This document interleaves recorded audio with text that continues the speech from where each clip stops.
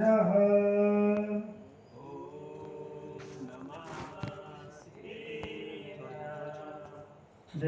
मङ्गलभूताडं विमलाडं लाडदं सडमयाडं तैलोयसेहराडं नमो तया सव्यसेठाडम् इंद्रसद्वन्द्याडं तिहुवडहित मधुर विसदवाकाडं अन्तातीत गुडाडं नमो जिडाडं जिद भवाडं नमो अरिहन्ताडं नमो सिद्धाडं नमो आयरीयाडं नमो झायाडं नमो लोये सव्यसाहुडं। अनंत अनंत परम सिद्ध भगवान की, देवादिदेवी खजारटादिनाथ भगवान की, परम पूज आचार्य भगवान कुंद कुंद स्वामी की, अध्यात्म योगी चर्या श्रोमणी आचार्य गुरु विशुद्ध सागर जी महाराज जी की, आचार्य संगी की। बंधु अंतिम तीर्थेश भगवान वर्तमान स्वामी के शासन में हम सभी विराजते हैं। तीर्थंकर जैनेन्द्र की पीयूष देशना जैनेन्द्रवाणी मनीषियो जगत कल्याणी है। यह सर्वज्ञ शासन नमोस्तु शासन जयवंत हो वीतराग श्रवण संस्कृति। भगवत अर्हत परमेश्वर तीर्थंकर जैनेश्वर देव ने अनंत संसार में भटकते जीवों को कहा कि इस संसार में दुख का कारण यदि कोई है उसका नाम है अज्ञानता। अज्ञानता से बड़ा इस संसार में कोई भी दुख नहीं। और छेड़ाला में अपन पढ़ते हैं उसका विपरीत कि ज्ञान समान न आन जगत में सुख को कारण यह परमामृत जन्म जरा मृत्यु रोग निवारण। अर्थात क्या करे छेड़ालाकार कि इस संसार में सुख का कारण यदि कोई है तो वो क्या है?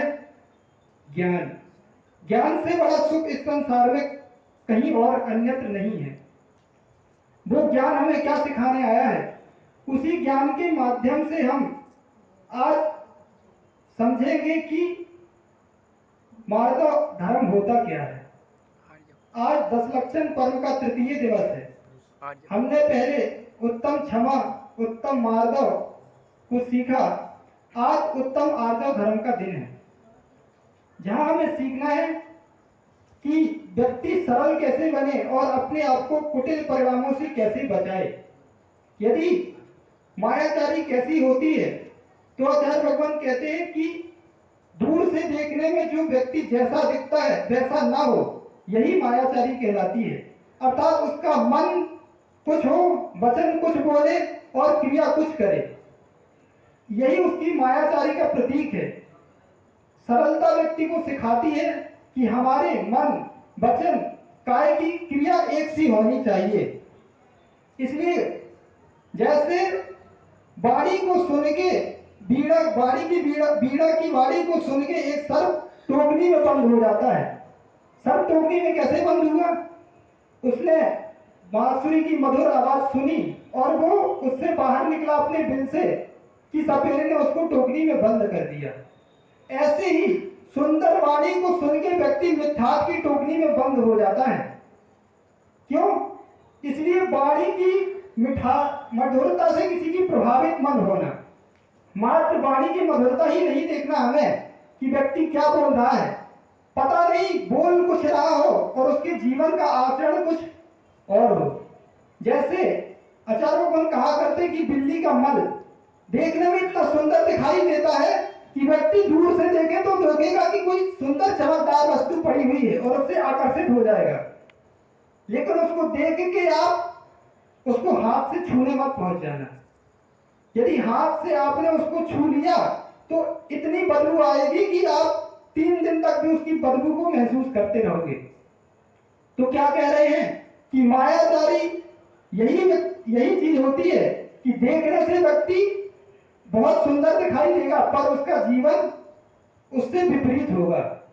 एक बार क्या होता है कि एक मूसक बिल्ली से घबराकर भाग रहा होता है, तो वहां एक हंस पक्षी उसको देखता है और कहता है कि तुम मेरे पंख के नीचे आ जाओ, मैं तुम्हारी रक्षा कर लूंगा। क्योंकि जो जो सज्जन पुरुष होते हैं वो अपनी असुविधा देखकर भी दूसरे की सुविधा बनाते हैं।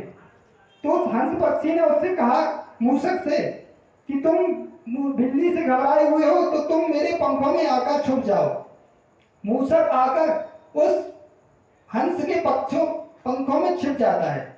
लेकिन जो कुटिल परिणामी जीव होता है, आचार्य भगवान कहा करते हैं कि पापी इस संसार में बहुत सारे व्यक्ति हैं, पर संसार का सबसे बड़ा पापी वो व्यक्ति होता है जो उपकारी के उपकार को भूल जाए। क्योंकि उपकारी के उपकार को जो भूल जाता है उससे बड़ा संसार में कोई पापी नहीं है। तो क्या किया, चूहा जैसे ही हंस के पंखों में छिप गया और उसने हंस के पंखों को ही काट दिया। जैसे ही बिल्ली भाग गई तो हंस पक्षी ने कहा कि भैया आपका शत्रु तो अब भाग गया, अब तुम मेरे पंख के बाहर निकल आओ और अब मेरा शत्रु आ चुका है, मुझे उड़ान भरना है। लेकिन क्या होता है, ये होती है मायाचारी। हंस पक्षी ने कभी सोचा भी नहीं था कि जिसका मैंने इतना बड़ा उपकार किया वो मेरे साथ इतना बड़ा अपकार कर सकता है। तो जैसे ही हंस पक्षी उड़ान भरने के लिए करता है कि उसके पंख गिरकर नीचे गिर जाते हैं। तो वो चूहा कौन सा है, वो चूहा कोई और नहीं, वो चूहा हमारे ही कुटिल परिणाम है। व्यक्ति सोचता है मैं बहुत धर्म कर रहा हूं, समाज कर रहा हूं, स्वाध्याय कर रहा हूं, व्रत संयम को धारण कर लिया है, अब तो मेरा सिद्धालय में गमन हो जाएगा और मेरी हंस आत्मा सिद्ध गति को उड़ान भर लेगी। लेकिन होता क्या है, उसको पता नहीं कि मैंने अपने उन पंखों के नीचे कुटिल परिणामों का मायाचरी का चूहा पाल रखा है। और जैसे ही व्यक्ति की मृत्यु होती है वो सोचता है मैं सिद्धालय में जाऊंगा, लेकिन आयु पूर्ण होते हुए वो नीचे गति में जाकर पहुंच जाता है। क्यों, ये परिणति हुई मायाचारी के कारण। इसलिए यदि हमें अपनी गति की अच्छी गति प्राप्त करनी है तो हमें माया धर्म का त्याग करना ही होगा। हम सभी जानते हैं कि इस संसार में 4 गति में जीव परिभ्रमण कर रहा है। इस संसार में सबसे कम जीव है तो वो मनुष्य गति में है, उससे ज्यादा नरक गति में जीव है, उससे ज्यादा कौन सी गति में जीव है, वो देव गति में जीव है, और सबसे ज्यादा जीव यदि किसी गति में है तो वो कौन सी, तिर्यंश गति में है। तो आचार्य भगवान कहा करते हैं जैसे कार्य लिंग ही कारणम, अर्थात कार्य को देखकर व्यक्ति को कारण का बोध हो जाता है। हम देख रहे हैं कि सबसे ज्यादा जीव किस गति में है, तिर्यंश गति में। और आचार्य भगवान उमा स्वामी मुनि महाराज ने प्रथम शताब्दी में महान ग्रंथराज तत्वासूत्र में लिख दिया क्या, माया त्रिभुवनस्य, अर्थात मायाचारी व्यक्ति जीव करेगा तो नियम से तिर्यंश गति को प्राप्त करेगा। तो हमने क्या देखा, कार्यलिंग ही कारणम, हम कार्य क्या देख रहे हैं कि संसार में सबसे ज्यादा जीव है तो तिर्यंश गति में है, अर्थात सबसे ज्यादा कसाय कौन सी हो रही जीव से, वो मायाचारी ही है। ये अपन को किससे पता चला, इसी से पता चला, सूत्रों से पता चल गया, किसी से पूछने की जरूरत नहीं है। जो हमारे ग्रंथों में सूत्र लिखे उसी से हमें अपने हर चीज का बोध हो जाता है। तो जब अपन ने देखा कि सबसे ज्यादा जीव तिर्यंश गति में है, इसका अर्थ है कि सबसे ज्यादा कोई कसाय हो रही है, वो है मान कसाय, मायाचारी कसाय। मतलब मायाचारी जीव करेगा तो नियम से तिर्यंश गति का बंध करता है। इसलिए हमें यदि अपने जीवन में माया उच्च गति को प्राप्त करना है, सरल स्वभावी बनना है, तो माया का त्याग नियम से करना पड़ेगा। तो एक बार क्या होता है कि राम और लक्ष्मण जंगल में विचरण कर रहे होते हैं और क्या देखते हैं कि एक हंस पक्षी बहुत उत्कृष्ट साधना कर रहा होता है और वो तालाब के ऊपर एक पैर खड़ा करके उड़ान भर रहा होता है। तो लक्ष्मण जी उसको देख के क्या कहते हैं, हमने राम जी आपके बहुत सारे भक्त देखे, लेकिन भैया आपका इस बगला जैसा भगत कोई नहीं देखा। तो राम जी कहते हैं कि आप बहुत जल्दी किसी जीव को देख के प्रभावित हो जाते हो, अभी थोड़ा रुको। वो कहते क्यों? देखो, व्यक्ति कैसे भी साधना करता है, पर ये एक पैर से खड़े होकर साधना कर रहा है, मतलब आपकी बहुत बहुत बड़ा भक्त है। तो थोड़ी देर बाद क्या देखता है कि क्या देखते हैं वो कि बगुला जैसी मछली को देखता है कि वो मछली को पकड़ के उड़ के भाग जाता है। फिर राम जी कहते हैं कि देखो, आपको लग रहा था कि ये बहुत बड़ी साधना कर रहा है, पर ये साधना नहीं, वो तो सफेद रंग का भले था, अपन को भक्त परिणामी दिख रहा था, लेकिन रंग से कोई मोक्ष प्राप्त नहीं कर पाता, चाहे गोरा हो, चाहे काला हो, चाहे लंबा हो, चाहे छोटा हो। व्यक्ति इस बाह्य क्रिया को देख के मोक्ष को प्राप्त नहीं करेगा। यदि हमें सिद्ध गति की प्राप्ति करनी है, उच्च गति की प्राप्ति करनी है, तो हमें अपने परिणामों को निर्मल करना पड़ेगा, क्योंकि विशुद्ध परिणामों से ही व्यक्ति ध्यान साधना कर पाता है, और ध्यान साधना करेगा तभी वो अंतिम निर्माण गति को प्राप्त करेगा।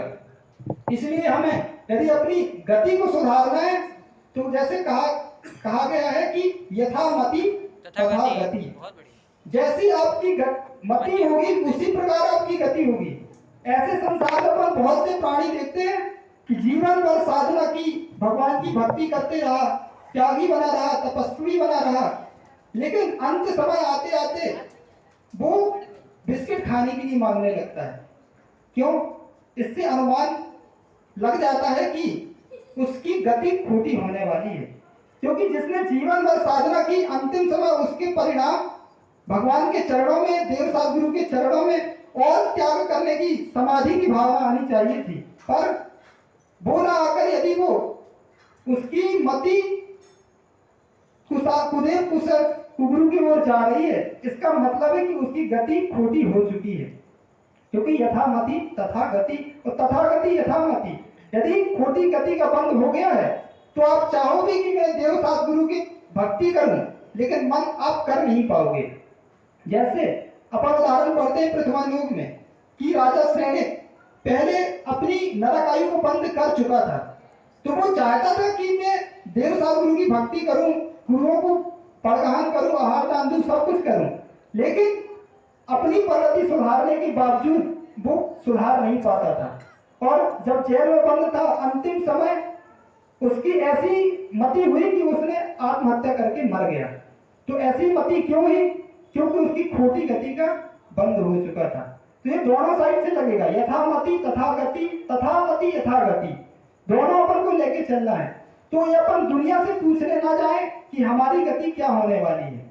दुनिया से क्या पूछना? एक स्टूडेंट होता है, उसी को पता होता है कि मैं पास होऊंगा कि फेल होऊंगा। क्यों? क्योंकि पेपर में लिखकर वो आया है, उसको किसी से पूछने की जरूरत नहीं कि हम पास होंगे कि फेल होंगे। उसका निर्णय जब वो पेपर में लिख रहा होता है, तभी वो कर चुका होता है कि मैं पास होऊंगा कि फेल होऊंगा। इसी प्रकार हमें किसी से ज्योतिषाचार्य, किसी भी आचार्य के पास ये पूछने जाने की जरूरत नहीं कि गुरुदेव मेरी भविष्य में गति क्या होने वाली है। ये परिणाम हम अपने परिणामों से पूछें कि जिस प्रकार की हमारी मति चल रही है, उसी प्रकार हमारी गति होने वाली है।